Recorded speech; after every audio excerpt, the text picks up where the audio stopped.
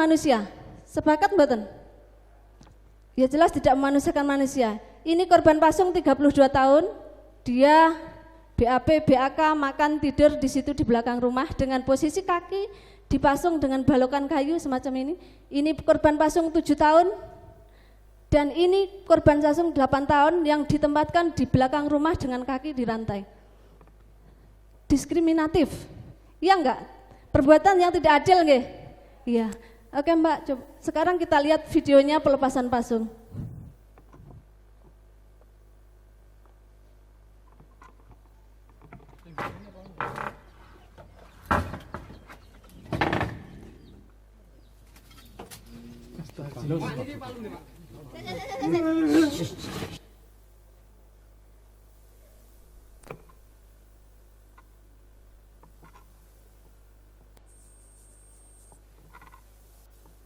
Di dalam video nanti panjenengan semua akan melihat korban pasung selama 7 tahun di dalam kerangkeng. Di dalam kerangkeng itu tidak cuma dikerangkeng dengan ukuran 1:2, tapi di situ juga dirantai kakinya. Kakinya dirantai dua-duanya. Setelah itu juga ada semacam besi melingkar begitu, jadi luar biasa. Padahal andaikan pun tidak dirantai, tidak akan bisa kemana-mana.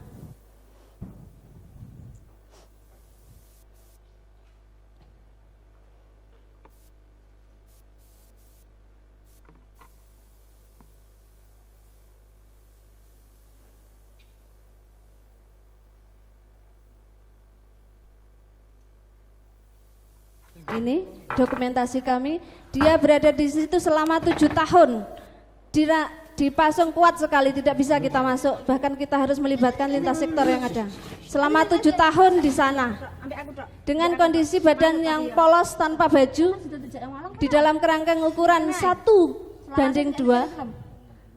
Ini setelah kami bisa masuk, kami bersihkan dulu karena posisinya masih gelisah, kita bersihkan dulu di situ bersama tim ODGJ dan juga lintas sektor yang selalu mendampingi kami. Dia tanpa busana loh selama 7 tahun, makan, minum, BAB, BAK, tidur di situ. Kita lepaskan pasungnya, lihatlah panjenengan persa, seperti itu dia dipasung, diikat, dirantai, masih dibelenggu, padahal kondisi seperti itu andaikan pun dilepas tidak apa-apa. Kesulitan karena sudah 7 tahun tidak bisa dipakai. Akhirnya kita menggunakan alat bantu untuk melepaskan pasungnya.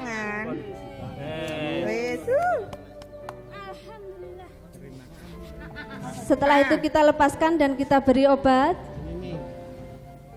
Kemudian kita bawa ke Puskesmas Ndongko untuk perawatan sementara karena kita belum punya hak untuk perawat inap jiwa. Ini perjalanan menuju Puskesmas Ndongko. Awas lemas, iya, ini Ndongko toh. Ini perawatan sementara di Puskesmas Ndongko karena posisinya malam. Kami bermalam 1 malam dulu di Puskesmas Ndongko dan begitu paginya kita berangkat ke Rumah Sakit Jiwa Malang waktu itu, 2016. Karena di sini belum ada dokter spesialis jiwa waktu itu. Tapi kalau sekarang alhamdulillah sudah ada. Ini dokumentasi 2016.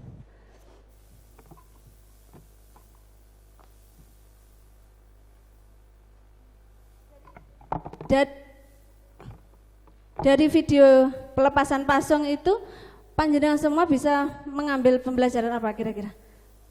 Mau nggak kira-kira kalau panjenengan ada di posisi pasien tersebut seperti apa rasanya?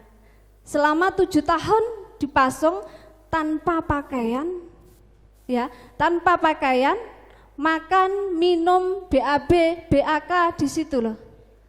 Hujan, panas, dingin di situ. Tidak ada apa semacam itu, ruangannya kan kayak jeruji gitu, dingin pastinya. Dia menangis setiap malam. Menangis setiap malam. Kami selama dalam pasungan itu kami tim ODGJ sudah berkali-kali ke situ untuk melakukan pelepasan pasung, tapi tidak semudah itu untuk melepaskannya. Perlu negosiasi yang luar biasa, terutama dengan keluarga dan lingkungan sekitar. Karena lingkungan sekitar merasa ini mengancam.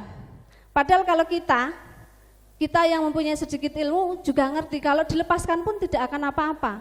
Cuman mungkin agak cemas, ngalor ngidul kayak gitu paling nggih.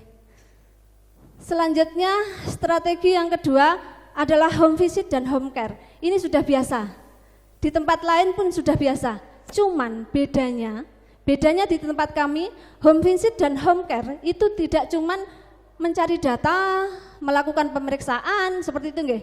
Kalau dulu kami itu kalau home visit itu cuma mencari data dan melakukan pemeriksaan, bertanya obatnya sudah diminum atau belum, tidak cuma seperti itu. Jadi kita melakukan pelatihan kepada keluarga untuk menjaga kebersihan si pasien. Oke. Jadi kalau pasiennya kotor, kita tidak cuma mandikan, ayo mandikan, tidak seperti itu. Tapi kita memberi contoh, kita mandikan dulu, kita beri contoh dulu, baru setelah itu kita meminta keluarga untuk melakukan selanjutnya. Dan setelah itu juga melakukan pembinaan keterampilan dan pelatihan kepada pasien ODGJ. Kami juga memberikan semacam PR ya. Ketika di posyandu ODGJ kita selalu melatih tentang keterampilan ODGJ, selanjutnya bisa dibawa pulang sebagai pekerjaan waktu di rumah dan kita memantaunya.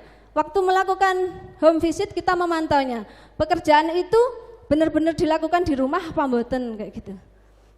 Dengan tujuan adanya keterampilan yang dimiliki ODGJ, diharapkan pasien mampu meningkatkan keterampilannya dan bisa beliaunya sosialisasi dengan masyarakat sekitar.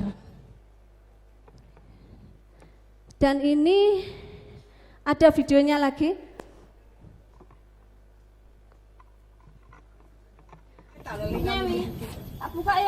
Ini pasien Pasong selama 7 tahun berada di belakang rumah, ditempatkan di rumah kecil sekali di belakang rumah. Kita lakukan perawatan, kita potong rambutnya, kita bersihkan. Jadi tidak cuma menyuruh untuk membersihkan tubuhnya, tapi kita melakukannya dulu, baru keluarganya kita suruh untuk melanjutkan. Karena dia 7 tahun di posisi seperti itu cuma duduk, akhirnya dia mengalami kelumpuhan dan kita juga melakukan pelatihan. Sekarang pasien ini sudah bisa berjalan. Dan ini kami tidak hanya merawat ODGJ saja, tapi juga melakukan asuhan keperawatan kepada keluarga ODGJ yang berisiko. Ini mempunyai ayah ODGJ, mempunyai 3 orang anak, yang anak pertama mengalami kehamilan di waktu sekolah dan yang kedua masih balita. Lihatlah, anak sekecil ini sudah bisa bagus ya, mencuci baju sendiri, mandi sendiri. Allah Akbar. Ini adalah keluarga risiko dari pasien ODGJ. Karena kebetulan ibunya mencari nafkah di luar negeri. Jadi yang mengasuh adalah bapaknya yang ODGJ. Bisa panjenengan bayangkan. Dia ini kemarin waktu kita kunjungan pertama tidak mandi selama 3 bulan. Tidak mandi selama 3 bulan dan kita latih terus-terusan, berlatih akhirnya bisa seperti ini. Terus apakah ini pencapaian? Bukan. Karena belum waktunya seperti itu, mandiri yang terpaksa. Tapi apakah kami juga harus menungguinya di sana selama 24 jam? Itu juga enggak mungkin. Iya kan? Jadi polemik juga. Ketika kita mengajarkan seorang anak balita untuk mandiri, padahal kita tahu usia segitu adalah usia bermain, itu juga polemik bagi kami. Jadi itu home visit di tempat kami tidak hanya memberikan perawatan kepada pasien ODGJ, tapi juga asuhan keluarganya, asuhan keperawatan kepada keluarganya. Strategi yang ketiga, setelah pasien ODGJ pasung atau pasien ODGJ berat yang sudah kita obati dan kita nilai bisa beliaunya untuk melakukan aktivitas fisik, kita undang di posyandu kesehatan jiwa yang waktu itu posyandu kesehatan jiwa baru satu-satunya di Puskesmas Ndongko di Jawa Timur waktu itu 2016, tapi sekarang kayaknya sudah banyak. Di dalam posyandu ODGJ kita melakukan pemeriksaan kesehatan juga pemeriksaan jiwa. Kita kolaborasi dengan medis dan tentu dibantu para medis, perawat dan bidan, juga program-program lainnya seperti Promkes, Kesling, Gizi dan Gigi juga terlibat di sana. Selanjutnya kita lakukan senam bersama. Jadi awal-awal Posyandu kita melakukan senam bersama-sama dengan semua ODGJ yang hadir. Saat ini, kemarin ya, tanggal 14 kemarin Posyandu ODGJ luar biasa dihadiri oleh 60 ODGJ berat. Selanjutnya ada juga permainan terapi aktivitas kelompok untuk meningkatkan kemampuan dan dalam mengontrol halusinasi pasien supaya bisa bekerja berkelompok dengan teman-teman yang lainnya. Karena ODGJ bisa bekerja sama dengan orang lain itu menurut saya adalah pencapaian. Selanjutnya adalah pembinaan keterampilan. Jadi di Posyandu ODGJ itu tidak cuma ada pemeriksaan fisik, senam-senam, tidak cuma seperti itu, tapi juga kita latih keterampilannya setiap bulan dengan keterampilan yang berbeda-beda. Kita juga ada penggalian potensi. Jadi semisalnya beliaunya punya hobi menyanyi, kita persilahkan untuk menyanyi, kita fasilitasi, menyanyi, menari atau dia ngaji pun kita fasilitasi. Gambarannya seperti ini Posyandu Kesehatan Jiwa yang ada di Puskesmas Dongko.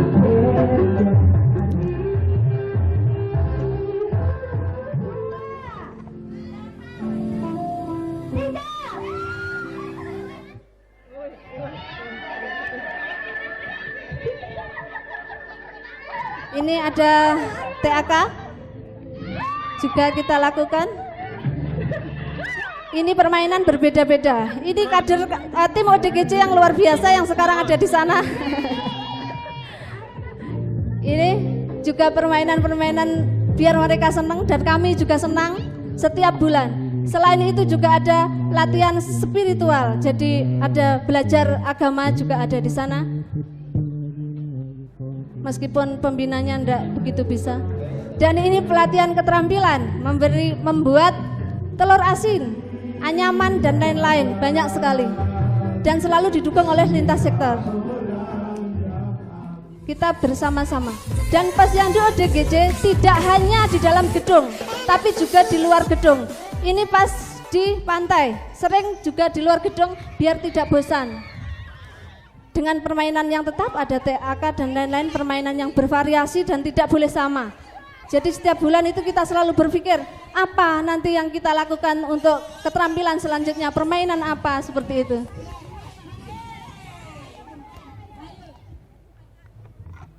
Dan ini perawat-perawat yang luar biasa di Puskesmas Dongko.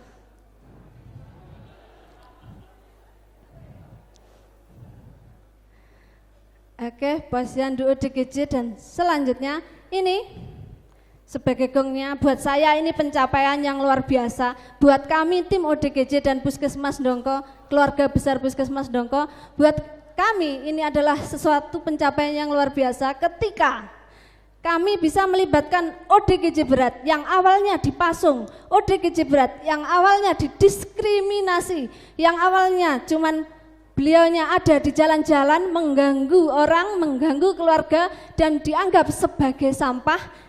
Kita ikutkan dalam rangka memeriahkan hari ulang tahun Republik Indonesia 2019. Beliaunya kita latih untuk ikut baris berbaris. Bisa dibayangkan? ODGJ baris berbaris. Waktu itu dari bulan Juni saya itu bersama tim merayu Bapak Kapolsek, Koramil, Pak Camat agar ODGJ kami itu diperkenankan untuk ikut memeriahkan HUT RI waktu itu. Luar biasa, di awal beliaunya bilang, jangan Mbak Liana, nanti kalau di jalan mengamuk seperti apa? Kalau nanti membuat kegaduhan seperti apa? Karena menurut bayangan beliau, ODGJ itu pasti mengamuk dan tidak akan mungkin ya baris rapi 5 km. Tapi makanya nanti panjenengan persani videonya. Jadi kami benar-benar berupaya sekali untuk bisa ikut di HUT RI itu sebagai pencapaian buat saya. agar meningkatkan kepercayaan diri ODGJ dan menghilangkan jarak antara mereka, antara orang-orang yang merasa waras dan orang-orang yang merasa jiwanya terganggu. Dan untuk melatih kedisiplinan dan kebersamaan. Jadi ketika dilatih langkah tegap maju, kadang tidak tegap tadi jalan tempat kayak gitu. Di awal-awal lucu. Coba Mbak diperlihatkan videonya.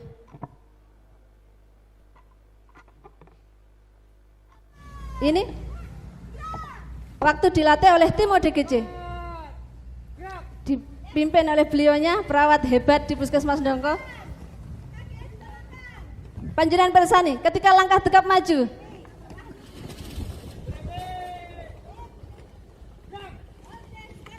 ini ODGJ semua, ODGJ berat. Ini dipasung 5 tahun, bukil juga dulu. Ini juga 30% ini pasien. Nah, lihat. Hari pertama dipimpin tim ODGJ. Kita latih keluar dari halaman dengan penuh berdebar-debar juga, takut kalau terjadi apa-apa. Dan hari kedua dilatih langsung oleh Bapak Camat Ndongko. Beliaunya akhirnya ikut membina dan melatih langsung. Dan di hari H dipimpin oleh Bapak Kapolsek Ndongko. Di belakangnya sana ada Bapak Dan Ramil dan Bapak Camat mendampingi langsung. Tapi beliaunya tidak mau digantikan. Jadi dari awal sampai dengan finish Bapak Kapolsek sendiri yang memimpinnya. Ini pemberian karangan bunga kepada Forkopimca ODGJ Baby Blues ini waktu itu. Dan ini di titik finish dengan formasi lengkap.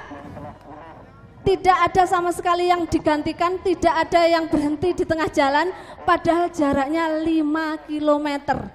Sama sekali tidak ada hambatan. Ini buat kami adalah pencapaian.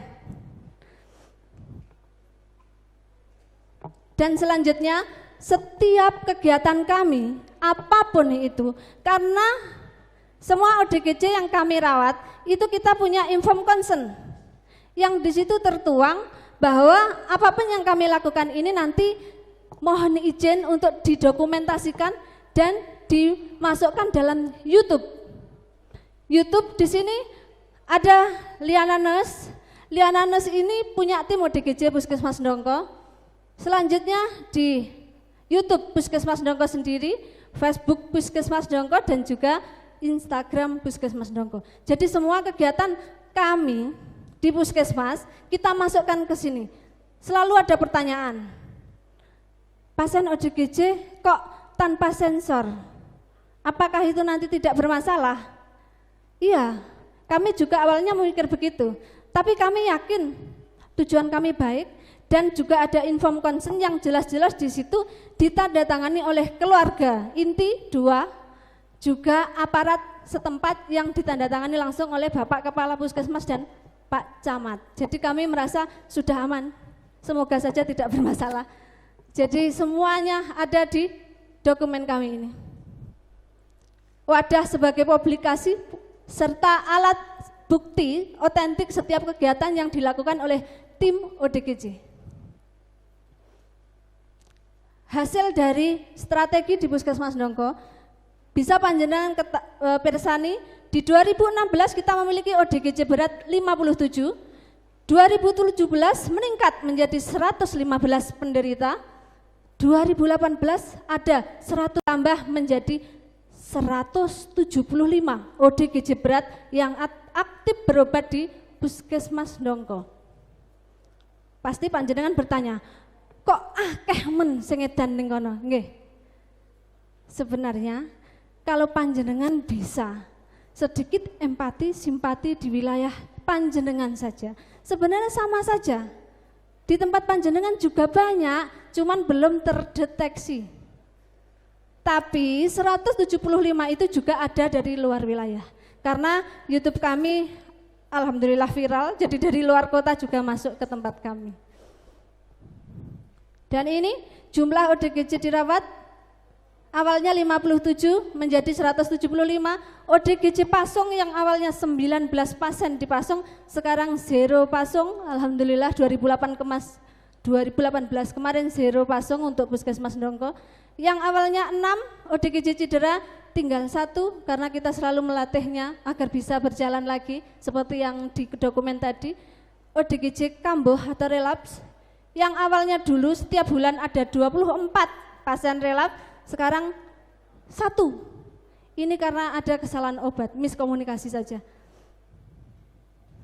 Selanjutnya, perubahan hanya bisa terjadi jika diinspirasi oleh mereka yang memiliki visi, dimiliki oleh mereka yang berkeyakinan, dilaksanakan dengan ikhlas, dimulai dengan cerdas, dimenangkan oleh mereka yang berani, dipelihara oleh mereka yang sehat dan kuat, digerakkan oleh mereka yang termotivasi, diraih dengan perencanaan yang matang, dan dihasilkan dengan kerjasama yang solid. Dan saya yakin panjenengan semua bisa. Pacar AI Pejabat ini adalah inovasi kami, yang di situ ada slogannya, boleh kau gantung cintaku, tapi jangan kau pasung jiwa dan ragaku. Jangan menyerah, kamu enggak sendirian, ada aku di sini. Jangan panggil dia gila, dia adalah aku. Terima kasih. Demikian. Terima kasih untuk narasumber kita pada siang hari ini. Baik Bapak Ibu, demikian sharing pengalaman dari Ibu Liana dari Puskesmas Ndongko Berani, Puskesmas Ndongko Berani gitu ya judulnya. Untuk selanjutnya kita buka sesi diskusi ataupun sesi sharing pengalaman mungkin dari puskesmas lain yang punya program jiwa, program penanganan gangguan jiwa. Silahkan untuk sharing informasi ataupun diskusi untuk mengembangkan bagaimana program di puskesmas penjenengan bisa sehebat ataupun sama seperti Puskesmas Ndongko gitu ya. Boleh silahkan Bapak Ibu, kami beri waktu. Ya Allah, panasnya. Silakan. Nanti yang mau atau bersedia untuk sharing mungkin akan dapat door prize. Kalau gini mungkin ada yang angkat tangan. Nah, itu kan 2 kan. Nah, oke, silakan kami Tia. Saya enggak janji loh ya. Oke, silakan. Assalamualaikum warahmatullahi wabarakatuh. Ya, Saya Aan di Tulungagung mau bertanya, bagaimana cara Anda untuk gangguan mental yang dialami remaja saat ini yang sering dibully di sekolah maupun di tempat umum? Terima kasih.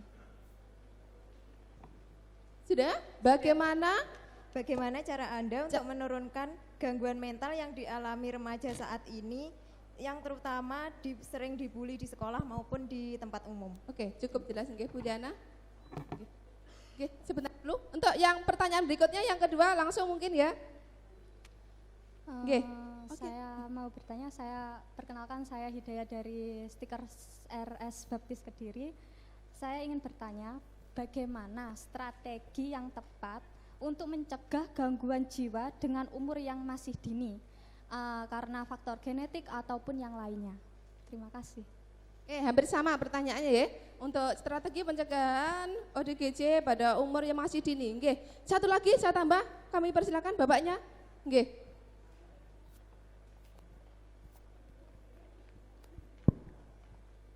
Saya Ildan dari Puskesmas Panggul. Ini mau menanyakan kepada Mbak Liana. Ini ada 2 pertanyaan Mbak ya. Pertama, seperti yang panjenengan jelaskan di atas, itu salah satu penyebab relap itu adalah karena adanya stigma negatif dari masyarakat. Bagaimana dan apa langkah konkret yang Anda ambil untuk menanggulangi, mengantisipasi, bahkan mengeliminasi adanya stigma negatif dari masyarakat? Pertanyaan pertama itu Mbak Liana ya. Pertanyaan yang kedua, seperti kata pepatah bahwa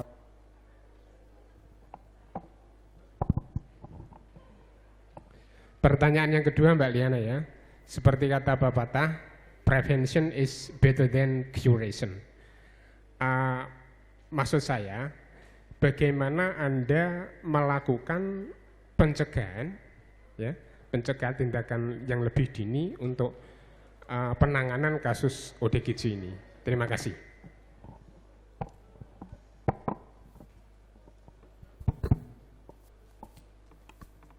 Terima kasih Bapak dari Puskesmas Panggul. Saya ulangi pertanyaannya kalau tidak salah seperti ini ya.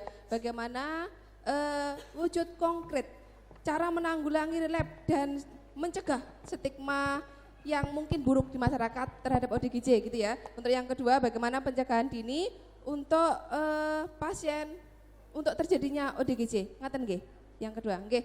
Untuk Bu Liana mungkin untuk pertanyaan pertama bisa dijawab pencegahan terjadinya pembulian atau pencegahan gangguan mental remaja, khususnya untuk kasus pembulian. Oke, terima kasih. Saya mencoba menjawab ya, karena saya sendiri bukan orang yang berpengalaman banget gitu. Jadi cuman sekedar saya tahu aja untuk menghadapi bullying di umur-umur remaja, misalnya ya, kita jangan terlalu terpaku dengan kekurangan kita dan jangan terlalu peduli dengan apa kata orang. Ya, kita harus fokus untuk meningkatkan ilmu kita dulu sampai orang lain itu lupa dengan kekurangan kita. Fokus dulu untuk meningkatkan ilmu kita. Nanti di sana nanti teman-teman yang biasanya bullying tidak perlulah ya kita melakukan pembuktian aku lo iso, nggak usah bengok-bengok, aku pinter, aku itu bisa, aku tidak seperti yang kamu lihat, tidak perlu seperti itu. Lakukan saja sendiri sampai dengan pembuktian itu benar-benar bisa tercapai. Sebagai contoh saya itu bukan orang pinter sama sekali bukan. Bahkan Bapak Ibu dosen saya di sini ada.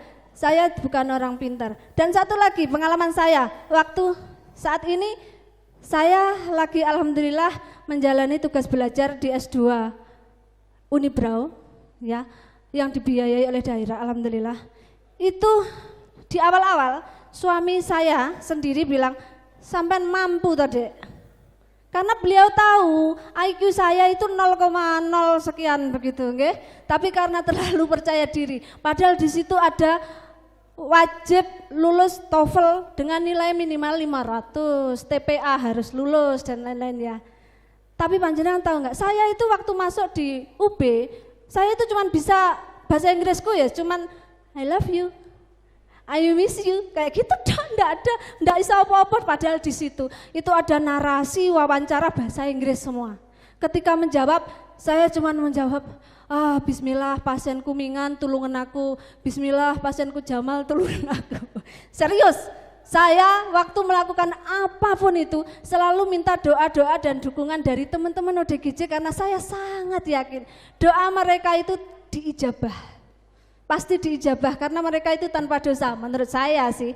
Dan luar biasa, saya yang cuman bisa I love you TOEFL 500,1 dan TPA juga lulus. Jadi percaya diri aja, nggak perlu kalian susah-susah untuk membuktikan saya bisa, saya itu loh tidak seperti yang kamu katakan, nggak perlu repot, nggih? Tidak perlu peduli dengan kata-kata yang nanti hanya akan merendahkan jenengan sendiri.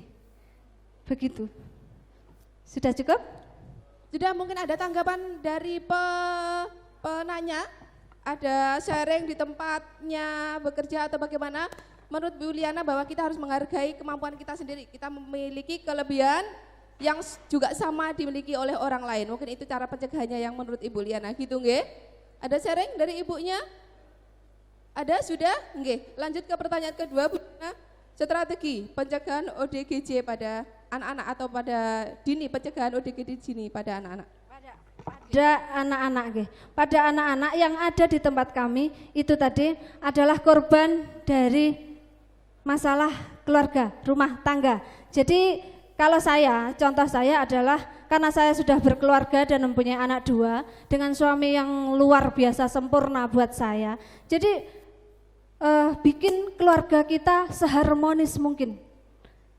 Ya, yang pertama untuk mencegah terjadinya nanti gangguan jiwa yang terjadi di anak-anak. Yang pertama buat panjenengan yang masih single, mahasiswa-mahasiswa itu pilihlah pasangan yang disetujui keluarga, dicintai orang tua. Jangan selalu berpikir aku harus menikah dengan orang yang saya cintai. Jangan ya. Itu langkah awal sih menurut saya. Menikahlah dengan orang yang dicintai keluargamu, dan cinta kalian itu nanti dengan berjalannya waktu ketika panjenengan memang orang yang dipilih keluargamu itu adalah orang yang the best buat saya. Dan yang kedua, panjenengan harus benar-benar bisa membuat keluarga itu bahagia. Jangan selalu menuntut untuk dibahagiakan, tapi buat mereka orang-orang di sekeliling panjenengan itu bahagia. Buat mereka bahagia, dan insya Allah kebahagiaan yang sama akan panjenengan dapatkan ketika panjenengan bisa membuat orang lain bahagia. Itu mungkin trik dari saya. Mungkin ada tambahan dari senior-senior yang ada di sini. Ada sharing juga mungkin, kalau menurut Bu Liana berarti pencegahan anak pada anak, gangguan ODGJ dini pada anak berarti berawal dari kedua orang tuanya. Ngaten nggih? Berawal dari kedua orang tuanya, pilihlah seseorang yang kita cintai. Yang pertama, yang kedua, dicintai oleh keluarga kita. Kalau cinta kita mah nomor sekian dulu, ya. Oh gitu? Iya. Oh keliru ternyata saya. Yang dicintai oleh keluarga kita. Yang dicintai oleh kita adalah nomor berikutnya. Oke, sudah gitu nggih? Ada sharing dari Bapak Ibu yang lainnya mungkin untuk pencegahan? Sudah, tidak ada. Berikutnya untuk pertanyaan berikutnya Mbak Liana. Tindakan konkret untuk menanggulangi relapse dan mencegah stigma yang buruk di masyarakat tentang ODGJ. Oke, tindakan konkret kami sebetulnya sudah ada di video kami tadi ya. Kita benar-benar waktu melakukan penyuluhan di mana di masyarakat, kita tidak cuman menyuruh. Tidak cuman menyuruh tapi memberi contoh dulu. Biarkan masyarakat melihat action kita dulu. Jangan selalu kamu harus melepaskan pasung, kamu tidak boleh memasung keluargamu, kamu harus memandikannya, kamu harus minum obatnya, tidak seperti itu. Tapi kita lakukan dulu, kita beri contoh dulu. Ya, kita sebagai perawat yang tentu punya ilmunya untuk merayu dan melakukan semua tindakan itu, kita beri contoh dulu. Kita berikan contoh dulu, baru kemudian biarkan mereka melihat action kita, dan insya Allah nanti beliaunya juga akan meniru. Jadi kalau di tempat kami sangat melarang semua tim untuk menyuruh, tapi usahakan untuk memberi contoh dulu. Seperti itu. Oke, berarti Puskesmas Dongko memberikan role model yang bagus kepada masyarakat untuk mengubah stigma yang buruk kepada orang dengan gangguan jiwa, gitu ya. Jadi yang pertama mulai dari kita memberikan role model kepada masyarakat biar mereka yang menilai, gitu nggih Bapak Ibu. Yang kedua, bagaimana pencegahan dini untuk penanggulangan ODGJ hampir sama ya, tapi ini mungkin bukan untuk anak-anak. Bagaimana mencegah pencegahan secara dini untuk pasien dengan ODGJ, artinya mencegah terjadinya ODGJ. Mencegah terjadinya ODGJ, hampir sama jawabannya nggih. Kita harus benar-benar sebagai perawat ya, sebagai perawat dulu kita harus sering melakukan pembelajaran kepada masyarakat. Kita melakukan konseling dengan masyarakat, keluarga, dan semua lingkup yang ada di situ, juga kerjasama dengan lintas sektor yang tentu harus dibarengi dengan dibantu kolaborasi dengan lintas program, dan juga harus memiliki tim yang kuat. Karena kita tidak mungkin bisa bekerja sendiri. Siapapun kita tidak akan mungkin bisa bekerja sendiri. Harus mempunyai tim yang benar-benar solid menurut saya. Jadi kita harus melakukan pencegahan melalui pembelajaran yang kalau di ODGJ itu nggih, kita itu tidak mungkin selalu mengharap pasien itu datang ke tempat kita. Ya, kita harus jemput bola. Kita harus benar-benar keliling ke desa-desa mencari dan menyebar dengan kader-kader untuk mencari masalah kejiwaan yang ada di masyarakat tersebut. Kita datangi rumah per rumah seperti itu. Itu yang kami lakukan. Jadi kita benar-benar melakukan tamasya di desa kami, di wilayah kerja kami. Tidak harus menunggu, tidak boleh menunggu. Karena ketika kita menunggu, dari tahun ke tahun, dari tahun berapa ya ketika saya megang program jiwa di Puskesmas Dongko tahun 1999 sampai dengan sekarang, pasiennya itu sampai tahun 2016 ya itu cuma 54 tok. Dan ketika kita benar-benar aktif, kita sekarang memiliki 175